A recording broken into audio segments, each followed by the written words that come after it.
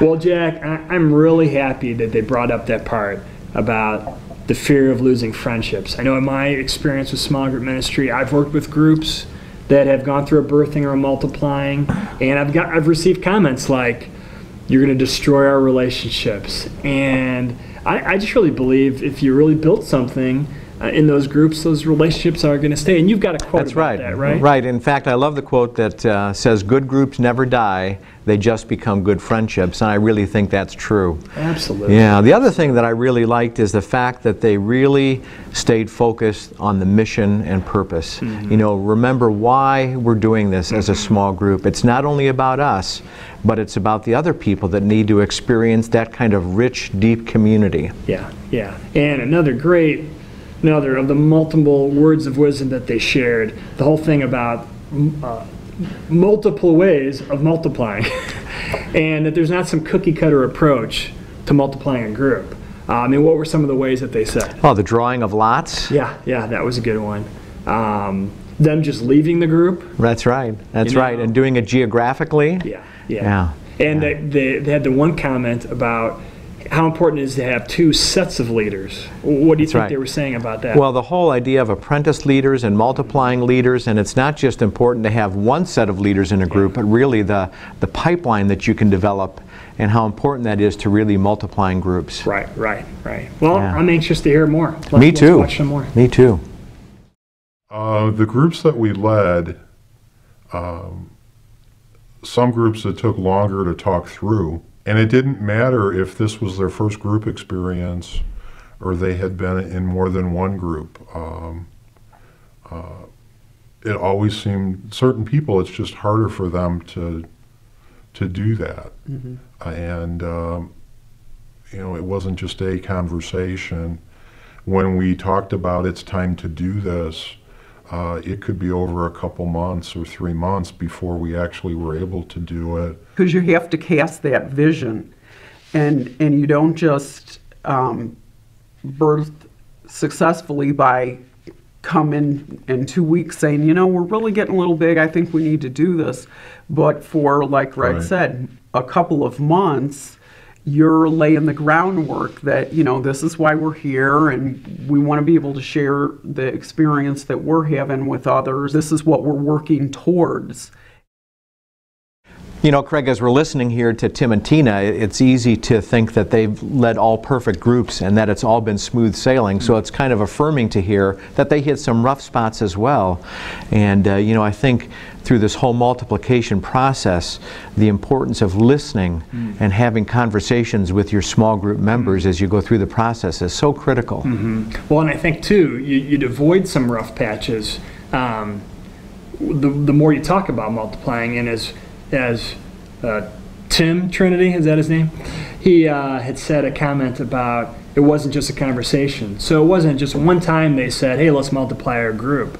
They said it multiple times. They said it months in advance before the group really multiplied. And I would say, I know from personal experience, groups that I've started up, I've shared, kind of cast that vision about the group multiplying in my invitation to a person. So I'd say, hey, you want to be a part of this group? And just to let you know, this is a group that we hope in, 6 months to a year or 18 months that we'd multiply and grow, and so that we can touch more lives with the love of Christ. You're going to be an abounding group from day one. That'd be the vision to cast. That would be the vision. Right. Okay, let's watch more.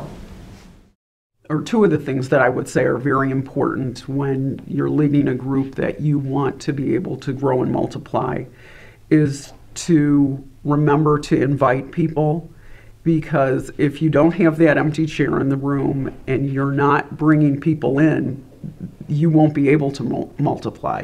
The second thing would be trying to remind yourself, and as you remind others in the group, that it's not just about us. It's about other people as well. Just like the mission of Trinity has always been loving people to Christ, and Trinity has always been open and looking to bring people in. We need to keep that mission going in the groups, whether it doesn't have to be bang people on the head with it, but the empty chair is one way. Just talking about, inviting people, and what do we do just bringing up the possibility of multiplying or birthing over time. So it's not a one-time deal. Prayer is definitely important as well. Prayer for the leaders that they are following what God would want them to do, and prayer for the people in the group that they're being faithful as well. You know, Craig, this section really reminded me of Jesus' words about loving the Lord your God with all your heart, your soul, and loving your neighbor as yourself, and how important it is for small groups to really be focused not only on serving their group members, but also serving beyond the group as well. Yeah, I mean, just those 3 recaps of inviting, of reminding that it's not about them, it's about others, prayer. I mean, it's very inspiring in just those attributes of humility, you know, their focus on being God-centered, others-centered. That is, I mean, I want to be that. I mean, they're inspiring me as a leader to remind me about that focus. Tim and Tina are great role models for all of us, aren't they? Yeah, they definitely are. Yeah. They definitely are. Yeah. Okay. Well, let's see the last session here. One of the things that, as we talked about this, really kind of surprised us is the length within the country that our groups have grown to. Some of our leaders get transferred to North Carolina, where they were going to start groups. We had one couple go to Ohio, and after they were gone for maybe four or 5 months, he came back to Trinity with a whole contingent from his new church to learn about small groups here. And that was very exciting. We have people in St. Louis. I got Facebooked from somebody this week who is now in St. Louis, and they are a part of a church. They're doing small groups, but they're a part of a church that is almost paralleling what we're doing here at Trinity, and they just started a mission in one of the St. Louis suburbs, and so we were joyfully celebrating that God is doing the same things in our lives, 15 years later. We've actually had, through our groups, probably 4, maybe 5 people that have gone to full-time ministry, whether it's here or someplace else, whether it's in the Lutheran Church or not.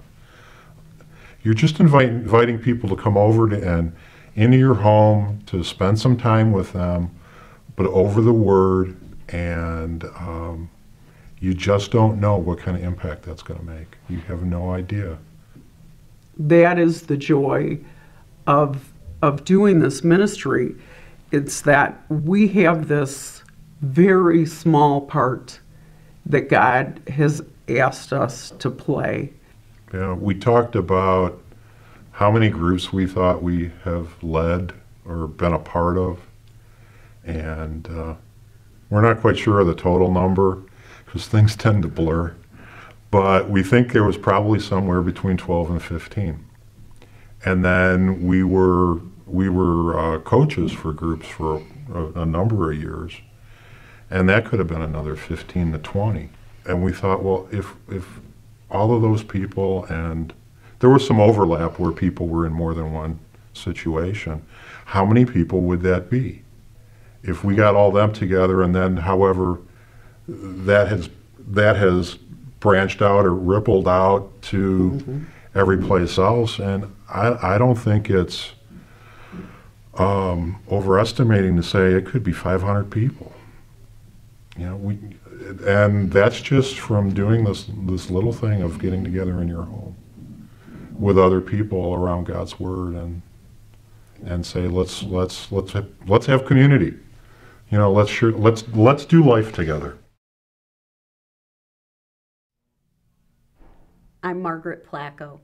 And I'm Greg Placco, and this is our story. So as it was revealed, this was a true story. We had Greg and Margaret Placco, and Greg even said they were just one small part of this thing. And I know that if we could look, that there's other stories of abounding leaders, of abounding groups throughout Trinity's years of small group experience? I'm sure there probably are, and what else I appreciated is just the whole idea of how simple it is. It's just a matter of inviting people to your home, study God's Word, and do life together. Yeah. It really isn't all that tough, is it? Yeah, and it's truly amazing how one small group or a couple of these groups that just Margaret and Greg led or had the privilege of being associated with, how they touched lives across the country.